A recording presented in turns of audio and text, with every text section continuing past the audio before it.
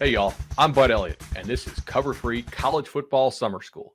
We've done our research on the teams, and now we're bringing on the top team experts from the 24/7 Sports Network to help us fill in the blanks. Please follow us on Twitter at Cover 3 Podcast. That's Cover 3 Podcast. And leave us a 5-star review on Apple and Spotify. All right, class is in session. Hey guys, I'm Bud Elliott, and welcome back into another edition of the Cover 3 College Football Summer School series. Today we're going to talk a little Penn State Nittany Lions, and to that I'm going to go to Lions247 and Daniel Gallen, Lions247 expert. Daniel, welcome to the show, man. Thanks for having me, Bud. I'm excited to be here and to talk some Penn State today. No doubt. We're ripping through these at a nice pace. Really appreciate everybody giving us that like and thumbs up. Of course, on YouTube, hit that subscribe button, and on Apple Pods, leave us that nice 5-star review if you'd be so kind. So last year, Penn State, an interesting contrast between what the power ratings thought of them, and I think most power ratings still had them as a top 25 level team, versus what the actual on-field record was. And obviously a lot of that's explainable, I think, by the injury to Sean Clifford and the games that they lost there. And then James Franklin ends up getting a massive contract extension, and we'll get into the nitty-gritty here in just a second of the roster and what they bring back and your expectations. But just from a fan base perspective, what's kind of the feeling on James getting that big extension? Yeah, I think that there's a lot of kind of mixed feelings about that with how the season ended. When James Franklin got the contract extension, he made it clear in a statement that those conversations started in mid-September. And at that point, I think Penn State was coming off of its win over Auburn. They were 3-0. They're kind of on that ascension that saw them get up to number 4 going into that game against Iowa. Obviously, after that, things kind of went downhill, but it seemed like that those conversations, that there was already some momentum there. And I think that there's some confusion in the fan base with kind of the timing right before Thanksgiving. They were, I think they were a 500 team almost going into that final game against Michigan State. And this kind of, I think, a lot of mixed feelings about, why did this have to happen now? Why couldn't there be a little bit more time waiting? And I think that the way that the season ended, I think, left kind of a sour taste in a lot of people's mouths. For sure. Obviously, the reasons Penn State would do it is that he's killing it in recruiting and is a pretty proven coach, even if he hasn't totally got Penn State over the top. I mean, from an AD perspective, are you really going to do better than James Franklin? It's possible, but is it likely if you made a coaching change, if you actually let him walk? It feels like that would be, if I'm the AD, I'm not making that gamble. Yeah, definitely. I think that that's kind of always the question that you have to ask yourself is, all right, can we do better? What's the next step up? And given what James Franklin has done during his 8 years, given where the program was when he got here, where it is now, what's happened in between, and kind of the trajectory given some of the recruiting classes that have come in, I think the program is in a good spot. Obviously, that's kind of all stuff that is on paper now, and the product that's been on the field and what has happened on the field, I think, has still left a little bit to be desired. But the bones, I think, of the program are there and are something that a coach like James Franklin can really work with. Speaking here with Daniel Gallen, also the Lions247 podcast. Daniel, I want to start here with the offense. I did lose a couple guys to the NFL, but our offensive line catches my eye in reviewing last year. And I'll spin it forward, but they stayed pretty damn healthy last year. I think you had the same starters for almost every game, and yet they were not very effective according to the numbers. Does the eye test, as somebody who watches all the games, match up with that? And if so, why do you think that is? Is it talent or coaching, or how did the line that stayed so healthy play subpar? Yeah, I think given the eye test, Penn State really struggled, and I think it matches up with some of those metrics that indicate that. If you watch that Michigan game from last November, David Ajabo and Aiden Hutchinson just, they had a home in the backfield. They got to know Sean Clifford very well over the course of that afternoon, and you could see kind of Clifford really get affected as that game went on. So the offensive line has been kind of one of the bigger kind of storylines this offseason. What's going to happen there? How is the development going along? It was a healthy group last year, and it was an experienced group. You had guys like Rasheed Walker at left tackle. Eric Wilson, the left guard, had played a bunch of football at Harvard before transferring in. Mike Miranda was another player who came in with a lot of experience from his career at Penn State. And those are three guys that have moved on. Walker obviously was a 7th-round pick of the Packers in the draft, and that leaves a pretty big hole at left tackle. But there's a lot of exciting younger guys that are going to have the opportunity to step in, and that's something that I'm really interested to see. Landon Tangwall was the highest-rated recruit that Penn State signed in the class of 2021. He's in position to start at left guard. Olu Fashanu is a really just large human who can move really, really well. And he's poised to step in at left tackle for Rasheed Walker. He looked really good against Arkansas in the bowl game. So I think that the talent floor might be raised a little bit along the offensive line. The mistakes might be a little bit different given that you're kind of taking that step back in experience. But I think that if Coach Phil Troutwain can really kind of keep things going and kind of, I think he's going into his 3rd year now. This is kind of where he can put his stamp onto things. He's had these younger players and had the opportunity to mold them. I think we'll learn a lot about this offensive line this fall. He was fairly highly thought of at Boston College, I believe, right under Adazio. So be interesting to see there. Certainly, passing game was really Penn State's only source of explosive plays last year when they did come.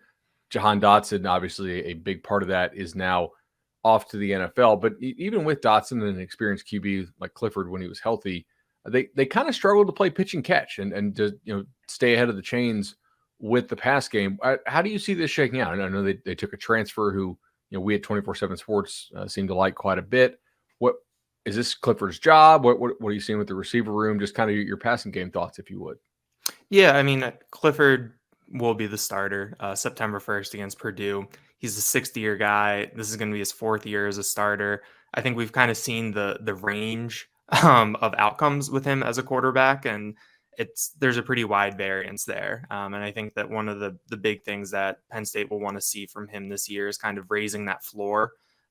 We saw last year, especially in some of those losses to Illinois.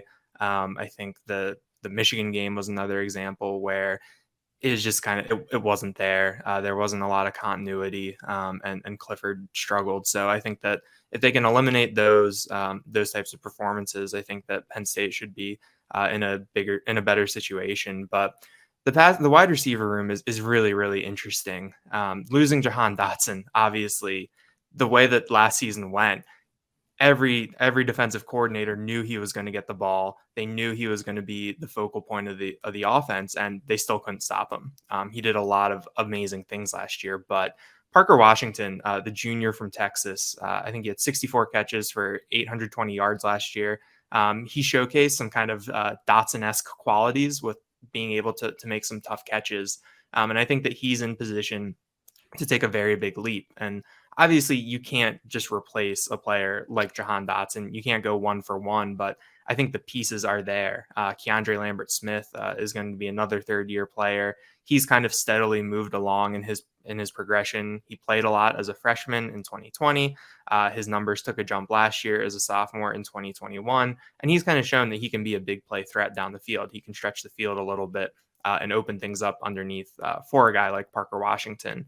The transfer that you mentioned, Mitchell Tinsley from Western Kentucky, I think 87 catches, 1,400 yards, 14 touchdowns, wasn't even the leading receiver in that offense last year. He's someone that we've heard a lot of good things about. Obviously, he's a 5th-year senior. He comes in, he kind of knows how things work. He's physically developed. And I think he's Sean Clifford, one of Sean Clifford's roommates. So you've got a little bit of off-field chemistry there as well. That Penn State can rely on. So there's a host of other younger players, Malik Mega, Harrison Wallace III, Liam Clifford, Caden Saunders was an early enrollee freshman. There's going to be options there. There's also a strong tight end room that we could see maybe be a little bit more involved. So I think the passing game, you look at the skill talent and it's all really interesting, really intriguing. But the big question is, can Sean Clifford get them the ball on a routine basis, and can he make those easy plays, keep them ahead of the chains, and keep that offense moving? Penn State did sign Drew Aller, who just physically is pretty freaky as a QB, big time arm. Am I to assume he's probably a year away from contending for a starting job? Yeah, from what we've heard, Sean Clifford, it's his job. I mean, he's a 6th-year guy. It is going to be interesting to see how that number 2 battle shakes out behind Sean Clifford, because as we saw last year, the way that he plays, he takes a lot of hits. There's a chance that he could be injured. And last year at Iowa, Taquan Roberson just wasn't ready. And that kind of, I think, defined the second half of the season. Clifford came out in that Illinois game 2 weeks later. He had the bye week, but he still didn't look right. And Penn State didn't go to Roberson. They didn't go to Christian Veilleux, who was a true freshman last year. So I think the number 2 battle with Veilleux, Drew Aller, and Bo Perula, who was a 3-star kid from Pennsylvania. I think it'll be really interesting to see how it shakes out. Aller's development will be interesting. I saw him at a camp last weekend, and he's just a big kid. So you see him walking around, I think, 6'6", 225 or 6'5" in there. Great arm, but there Looks like was, Josh Allen. yeah, I mean, yeah. physically, like he's like, whoa, okay. Yeah, there was some interesting things that the strength coach said. I think back in March, is that Drew Aller has never really been in a strength program before, so that there is some kind of development that was happening behind the scenes that he was getting used to, and that was part of the adjustment to the college game. Obviously, it helps when you enroll early and you have January, February, March to do that, and you're not trying to do that at the same time as learning the playbook and practicing in August. So I think Aller's development will be kind of one of those storylines that is just kind of floating in the background over the course of the season. But I liked what I saw from Christian Veilleux as the number 2 against Rutgers last year, when in a weird kind of game where Penn State was missing a bunch of guys because of the flu. And he came in and gave the offense a little bit of a jolt. And it's just kind of it's an interesting dynamic, because you have the 6th-year quarterback, and then you have 3 guys with freshman eligibility vying to back him up. That was a weird game. I remember thinking, like, Penn State's not going to lose this, because I don't think Rutgers will score any points if they played like 80 quarters, much less 4. But yeah, that was an interesting watch. So if Clifford stays healthy here, this offense has got to be better than 70th last year, which was their opponent adjusted rating. I mean, best case scenario, is this a top 20 offense, top 10, top 30? What are we dancing around? I would say top 30 to Okay. be conservative right now. I think that there is some interesting talent that has come in. Nick Singleton is a 5-star running back. Katron Allen is a 4-star running back from IMG. You have Kevon Lee, who's led the team in rushing for the past 2 years, coming back. The running game just needs to be better. I think that if that can just become average, I think it was 3.2 yards per carry last year, just no 100-yard rushers, just kind of nothing really got going on the ground. I think if the running game can be average, I think the floor of the offense can kind of be in that upper third nationally, because Sean Clifford he's a solid quarterback, despite kind of what we saw last year. I think he's fine, but if he has a running game that he can rely on, that'll make things that much easier for him. And I think that can make the offense that much better. Absolutely. Switching here to the defensive side of the ball. I mean, this is why Penn State made a bowl game last year. The offense would screw around for long stretches of time, especially when Clifford was out, or when he was coming back, maybe not fully healthy. You had a top 10 level defense in Happy Valley. Now Brent Pry's gone. I think they lost 5 draft picks or 6 off this defense. If I looked at the draft records right. We'll start with Pry. What is the the impact of his loss, and how do you think the transition will go? Yeah, it's a big loss for continuity. He'd been with James Franklin since they were at Vanderbilt, so that's 11 years together. Obviously, there are some interesting defensive coordinator setups in terms of co-DCs and kind of different, I guess, cooks in the kitchen when it came to the defense. But the last couple of years, it was Brent Pry's defense, and it's really hard to argue with the results. Even in that Illinois game, when Illinois was running all over them, they still held them to 10 points in regulation. It was a very good defense last year, and kind of like you said, it's the reason they made the bowl game. It's the reason they were in all of these games down to the wire. They never really got blown out last year until the bowl game, which was when half the defense had opted out. So I think that losing Brent Pry is pretty big, but I'm really kind of excited to see what Manny Diaz can do. He's a new defensive coordinator. Obviously, the former Miami coach comes in. And he runs a similar scheme in terms of the 4-3, but I think that there will be a little bit more flexibility, a little bit more opportunity for some of these linebackers like Curtis Jacobs, some of these safeties like Jair Brown to kind of do things a little bit differently, and kind of have, I think, a little bit more freedom back there to make plays. For sure. I'm fascinated to see how this goes. I think Manny Diaz is actually a pretty good coach, but like stylistically, even though they both run 4-3, as you mentioned, there are differences. And one of those main differences, I mean, so Brent Pry's defenses were probably like the nation's best over the last couple of years at explosive play suppression. They just absolutely made you drive. They very rarely allowed the ball over the top, and they didn't make mistakes. Manny Diaz's defenses take a lot more chances, and like his splits are pretty big. They want to get off the field on third down. They'll trade that for some explosive plays allowed. Defensive line wise, I just feel like Penn State does such a good job with defensive line development that I know they're losing a second and a seventh rounder. And I'm a little bit scared that Zariah Fisher is gone for the year, right? After the spring injury. Correct. Am I wrong to feel like this group may not have a huge drop off? Yeah, so there's kind of some internal additions, I guess is the way to put it. Adisa Isaac missed all of last year with an offseason injury. Hakeem Beamon was, quote, unavailable, to use James Franklin's terms, last year, but he practiced, and I think he was a scout team player of the week a couple times, and his teammates had a lot of really good things to say about the work that he did last year. So you get Isaac and Beamon back. Those are two fourth-year players, so there's a lot of experience there. Last night, Tuesday night, Penn State officially announced the addition of Damian Chop Robinson, the Maryland transfer, who was a five-star recruit in the 24/7 sports rankings in the class of 2021. So that's someone who can boost the pass rush. So I think that there is some help coming. Getting PJ Mustafer back for the fifth year at defensive tackle. Obviously, he's coming off a pretty serious injury that sidelined him for last year. So we're not quite sure where he'll be physically when the season starts. I think they expect to have him. But I think Penn State did kind of well in terms of retention, getting guys who are already in the program back. And I think that when you look at losing Arnold Ebiketie, losing Jesse Luketa, I think that on paper, it's, whoa, that's a lot. And especially losing Ebiketie. I mean, he was really the only consistent pass rusher they had. He was the reason for most of their production off the edge. But I think that it'll be interesting to see how these guys come along. But I kind of like where the defensive line group is right now. I think that you need these younger players to take a step forward, but they have the opportunity, and I'm excited to see what they can do. I mean, this is why I love doing these series, because Penn State lost their top three guys in the defensive line according to snap count, and they lose Zariah Fisher in the spring, and yet our Penn State experts like, hey, that's actually a spot they got depth. So this is why we have you on, right?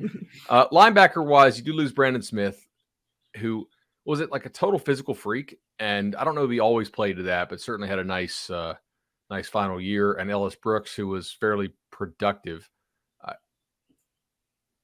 Is this group okay? I mean, Curtis Jacobs has played a lot. Yeah, this is one where the competition, and I think what we see week one against Purdue, things might look a little bit differently as the season goes on, because there's a couple freshmen who are enrolling this summer who Manny Diaz has kind of said, yeah, if they can play, we're going to use them. That he's not really necessarily expecting to redshirt them. But when you look across the linebacker group, you have Curtis Jacobs. He's moving inside to what Penn State calls the will position. He'll be a box linebacker this year after he played what they called the Sam position last year, which at times he was basically like a third safety or almost a nickel corner. He'd be out in coverage sometimes on wide receivers when Penn State kept three linebackers on the field. So I think Curtis Jacobs is someone who we're going to see a lot of this year and hear a lot about. He's going to be in position to make a lot of plays, and I think given his pedigree and kind of what we've seen from him, he can make those plays. So I'm looking forward to see what he can do. There's competition in the middle between Tyler Elsdon, a third-year player, and Kobe King, a second-year player. I think that competition will stretch kind of into into fall camp. There hasn't really been an indication on who has the edge or who's leading that. And then at the third linebacker spot, Jonathan Sutherland moves down from safety. He's a sixth-year player, and they expect him to play that where Curtis Jacobs was last year, that sort of Sam linebacker, to be in space, to maybe kind of be a third safety almost in certain situations. So Abdul Carter is a 4-star from Philadelphia. Keon Wiley is a 3-star from Philadelphia. I think that Penn State is going to look to see how they can get those guys up to speed and in a position to contribute early. But I think they did really well last year where there wasn't a lot of depth and they stayed healthy. So they weren't really tested there. And I think that that'll kind of be another key at linebacker this year, is just kind of staying healthy and keeping these guys on the field as much as possible. No doubt. So secondary, you lose a second rounder and a sixth rounder, and yet Penn State, and again, how much of this was Brent Pry, how much of this was just great player development and quality recruiting. But I see a lot of names on here I like. I mean, Joey Porter Jr., Sutherland's back, Hardy's back. He's played a lot of snaps. Jair Brown, I think, returned as well. Like the secondary shouldn't take a step back despite losing 2 draft picks, I would guess.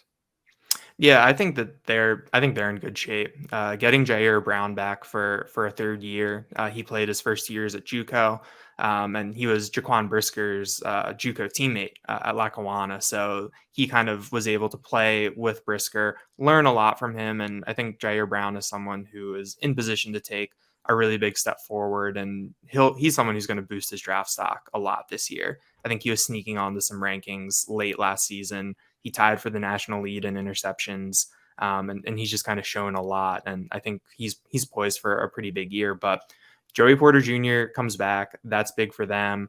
Daquan Hardy is one of the more underrated players on the defense at nickel.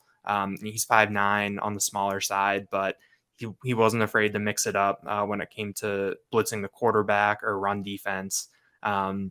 But Penn State does have to replace 2 starters, like you said, 2 draft picks, and I'm interested to see how those battles shake out. Kalen King is a former 4-star out of Detroit, who was one of only 2 freshmen who burned his red shirt last year. He played all 13 games. We'd been hearing about him since day one of spring ball after he enrolled early last year. He's in position to win a starting job, and I think he's someone that the team is really excited about. And then the other safety spot next to Jair Brown is going to be one of the, I think, more intriguing position battles. Zakee Wheatley is a redshirt freshman who moved from cornerback. He was the spring star this year. Keaton Ellis is a 4th-year player with a lot of experience, and Jalen Reed is a sophomore who also had his redshirt burned last year and got on the field in kind of some 3 safety sets last year that were a little different and a little unique. So they do have to replace Jaquan Brisker and Tariq Castro-Fields, both of whom were kind of secondary stalwarts back there. They're really familiar names who you kind of knew what you were going to get out of them. And obviously, when you turn the page, you kind of go into the unknown a little bit. But I think that Penn State is excited about the talent that they have there and what those guys are able to do. No doubt about it. So special teams wise, one guy that I think kind of went under the radar nationally, but certainly the NFL noticed him, is Jordan Stout. The San Diego State punter, Matt Ariza, got all the love, but a lot of the advanced metrics, including Bill Connolly, had him as the number 1 punt success rate guy in the country and also the number 3 kickoff guy in the country. And the Ravens saw fit to take him with a 4th-round pick, so that's pretty high praise for a punter/kickoff specialist. Do they have anybody who can even come close to this? Because he was like a major weapon, especially, and I don't mean this as a slight, but as often as Penn State had to punt the ball, he punted 62 times in 12 games. That's a lot of punts, and he was really, really damn good at flipping the field. Yeah, I mean, you talk about that Penn State Rutgers game. That was basically Jordan Stout versus Adam Korsak for a quarter and a half, which was a really impressive showing. But Jordan Stout was a big weapon for Penn State last year. The combination of his ability to pin teams back with that Penn State defense that was able to kind of bend, not break, took advantage of some advantageous situations. I mean, that was huge for the team. But Jordan Stout did a lot last year. He was the kickoff specialist. He was the punter. He handled extra points. He also won the field goal job. So there's going to be a lot of new faces there.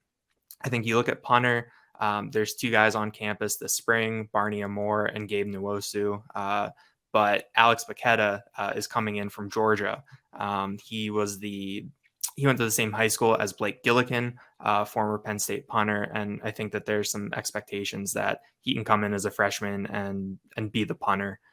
There's a lot of high praise for him coming in. And then at kicker, there's a really interesting battle between Sander Sahadak and Jake Pinniger.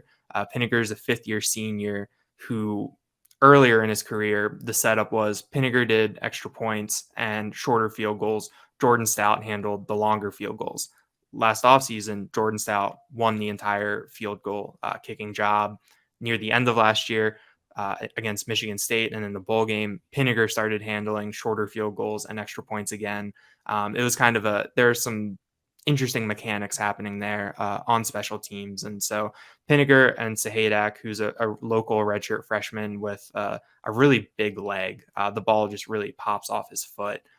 It's going to be a really important competition for Penn State. Obviously, we saw last year kind of the impact that special teams can have. James Franklin knows that. He invests a lot in terms of scholarships into these specialists, and I think that they're going to want to see results from them in these competitions moving forward. No doubt about it. Daniel, I'll get you out of this, or get you out of here on this. I look at this schedule and I look at this roster, and I can't help but feel that next year, 23 is probably the year that Penn State fans would or maybe should have circled as far as making a run, given what Ohio State loses and the fact that there's a lot of guys with SO period next to their name, right? I mean, it's a pretty sophomore laden team. But I look at this schedule, and who are the quarterbacks on this schedule who scare you? Like maybe Aiden O'Connell played well last year. Michigan should have good quarterback play. Obviously, CJ Stroud is pretty scary. But other than that, I mean, I don't know. Like Maryland in Happy Valley, not incredibly scary. Michigan State has to come there. Auburn, not really sure they have a quarterback situation that scares you. Minnesota hadn't thrown the ball with Tanner Morgan effectively in like 2 years, basically. Am I crazy to think this is actually fairly manageable if they can just continue to play really good defense against these mediocre quarterbacks? Yeah, definitely. I think you look at the schedule and you look at kind of the names of the teams. You see Auburn on there. You see Purdue, you see Minnesota, some teams that have had some recent success. But when you actually kind of look at the roster, look at some of these quarterbacks actually are, look at the playing style of some of these teams, I think Penn State's in good shape. I mean, I think that it's kind of the cop-out answer, but I think they're going to be fine when you look at if this defense can kind of play, maybe not at the same level as last year because they were really, really good. But if they can come close to that, then they'll give the offense a chance. It's the second year for Sean Clifford with Mike Yurcich. Hopefully that continuity, maybe gets you a couple more plays a game. And then I think Penn State should be in decent shape when things shape out and you look at what they're actually going against. No doubt about it. Lions247, Daniel Gallen, appreciate your time here on the Cover 3 Podcast Summer School Series. Thanks for having me, Bud. All right, that's the bell. Cover 3 College Football Summer School is over for today, but don't worry. We'll be back soon with even more episodes filling you in on the top teams in college football. Please give us those 5-star reviews on Apple Podcasts and Spotify. Follow us on YouTube and on Twitter at Cover 3 Podcast, and we'll see you all soon.